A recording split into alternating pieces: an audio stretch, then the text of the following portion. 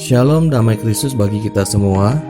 Saya ingin menyampaikan pesan ini kepada para sahabat-sahabat saya dalam Kristus tentang sesuatu yang saya terima dari Tuhan.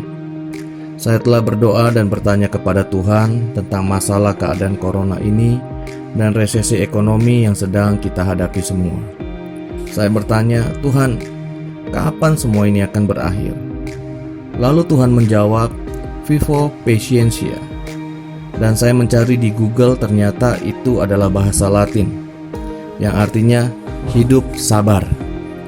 Ternyata Allah tidak memberitahu kapan berakhirnya keadaan yang tidak mengenakan ini, tetapi Dia beritahu bagaimana cara menghadapi dan melewati keadaan yang tidak enak.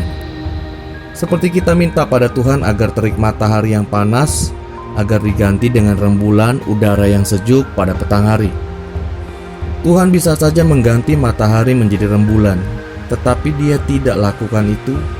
Yang Dia lakukan adalah memberi kita kekuatan dan semangat untuk melewatinya.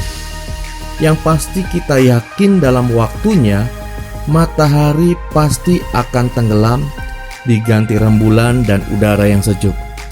Panas pasti berlalu. Vivo Patientia, hidup sabar. Hidup dengan kesabaran, hidup dalam kesabaran. Di masa pandemik dan resesi ini, baiklah kita banyak bersabar. Sabar berarti menenangkan pikiran untuk tahan menderita. Sabar berarti menahan diri melakukan yang salah. Kesabaran bukanlah kemampuan untuk menunggu, tetapi kemampuan untuk tetap bersikap baik selama menunggu. Kita mesti bersabar karena kita tahu kita mempunyai Allah yang berdaulat atas segala sesuatu. Dalam keadaan ini Tuhan sedang bekerja melakukan sesuatu untuk kebaikan dunia ini dan masa depan atas rencana Tuhan bagi dunia. Anda perlu melihat kesabaran dari perspektif Tuhan. Dalam 2 Petrus 3 ayat 9, Tuhan tidak lalai menepati janjinya, sekalipun ada orang yang menganggapnya sebagai kelalaian. Tetapi Ia sabar terhadap kamu, karena Ia menghendaki supaya jangan ada yang binasa, melainkan supaya semua orang berbalik dan bertobat.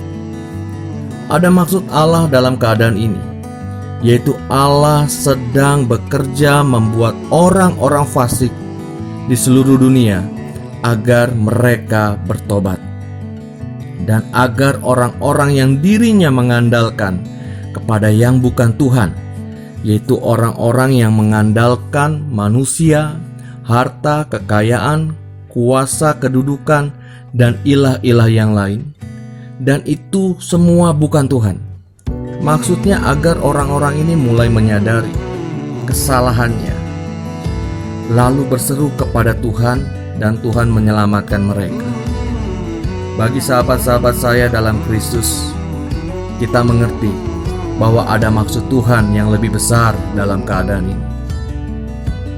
Oleh karena itu bersabarlah, karena Allah turut bekerja dalam segala sesuatu untuk mendatangkan kebaikan bagi kita yang mengasihi Dia.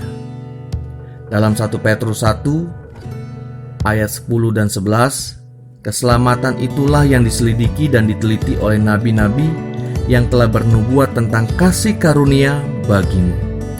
Dan mereka meneliti saat yang mana dan yang bagaimana yang dimaksudkan oleh Roh Kristus yang ada dalam mereka, yaitu Roh yang sebelumnya memberi kesaksian tentang segala penderitaan yang menimpa Kristus dan tentang segala kemuliaan yang menyusul sesudah itu. Akhir dari keadaan ini, Tuhan akan membuat orang-orang percaya kepadanya. Dan bagian kita, keselamatan dan kasih karunia adalah untuk kita semua. Setelah penderitaan, pasti akan muncul kemuliaan. Habis gelap, terbitlah terang. Setelah mendaki gunung tebing batu yang tinggi, maka akan melihat satu pemandangan yang indah di atas sana. Semakin bersinar, semakin terang benderang bagi kita yang percaya kepada Tuhan. Kita yakin semua keadaan ini pasti selesai. Tuhan Yesus memberkati.